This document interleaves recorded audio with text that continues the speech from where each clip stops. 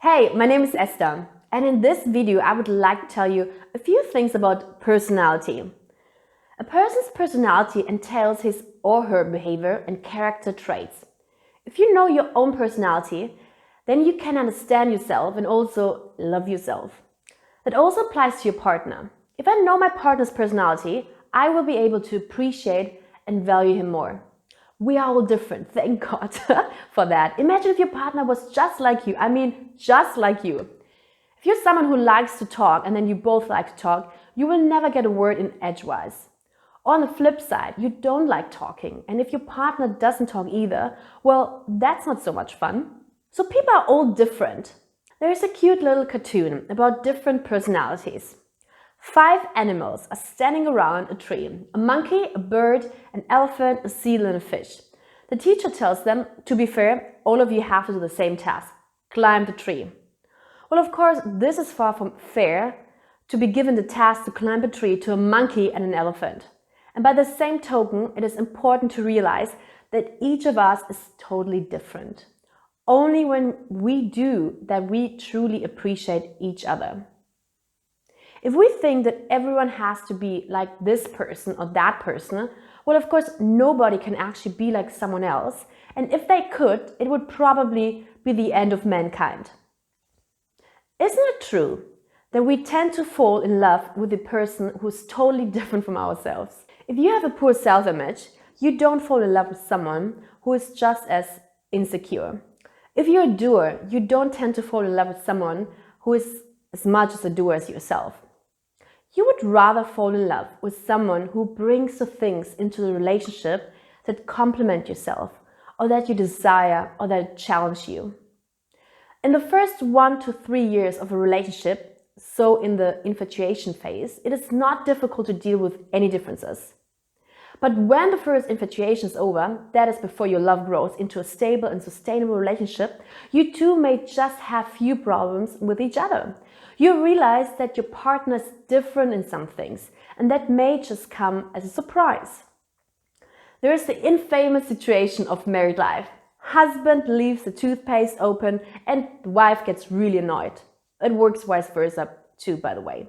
And on top of the relationship troubles, there are also the problems you deal with in your own life and with your own person. People don't always love themselves. How often do you get annoyed with yourself? How often do I get annoyed at my own quirks? So dealing with your own personality and that of your partner has the potential to change your life, really. Because people spend billions of dollars in life coaches and personality development. There is a reason, because to get to know myself better, to know my strengths and weaknesses, and to find out my opportunities has a huge potential. And not only for myself, but also for my relationship. Do you know the Big Bang Theory, the TV series of IT and math nerds that is already in its 12th season? There are 4 main characters: Leonard, Sheldon, Howard, and Raj. These 4 guys all have very different personalities. 2 are socially oriented. One is Howard, who in the first season always tries to score with the girls. He's the showman, even though he wears dead ugly sweaters. And then there's Leonard. He's the guy who keeps all of them together, the team player, the nice guy. And then there are the fact-oriented guys, Sheldon and Raj. Both could spend hours alone in their labs and would probably become totally lonely if it wasn't for their friends dragging them places all the time. So there are the social people, and then there are the fact people. And then we can differentiate between extroverts and introverts. Howard, for example, is an extrovert, hands down. But Sheldon is also an extrovert because he always has to make his opinion known, no matter what. Raj, on the other hand, is an introvert. He's usually withdrawn. He can't even talk to a girl. Leonard is also more introverted. He doesn't want to be in the center of attention, and he's often embarrassed of his obnoxious friends.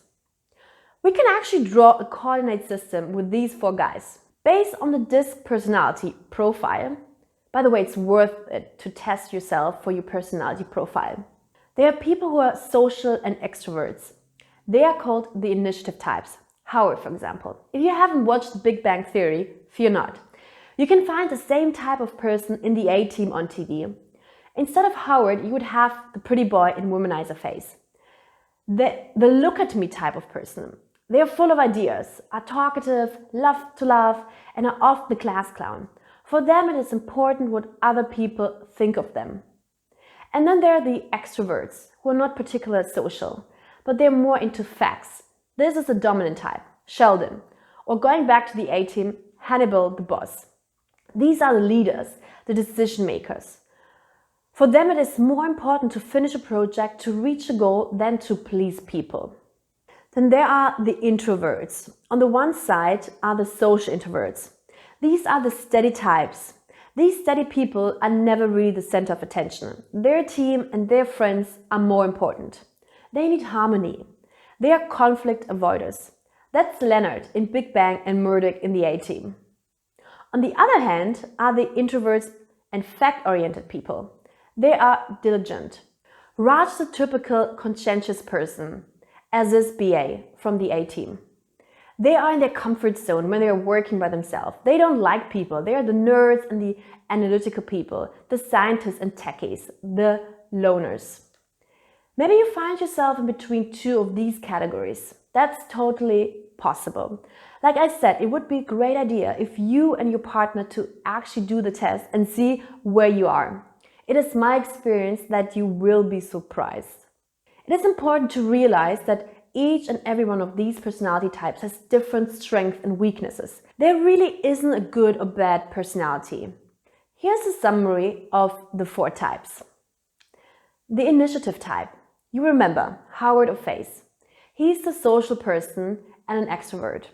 He's usually an optimist. He turns chaos into fun. He's spontaneous and inspiring. He's an open book. What you see is what you get. And he's quick to apologize. He's popular and is quick to take on new tasks. His weakness, though, is he's a bit disorganized. He can be moody and sometimes he doesn't finish what he started. He's impatient and sometimes can't set clear priorities. He gets insecure when rejected. The dominant type is Sheldon and Hannibal. He's fact-oriented and an extrovert. He's a doer. He's target-oriented and is able to motivate others. He sees the big pictures. If necessary, he's quick to take action. He doesn't care if there's opposition. It even motivates him more. His weakness is that he can be too domineering and he may not have time for anything but work because that's important.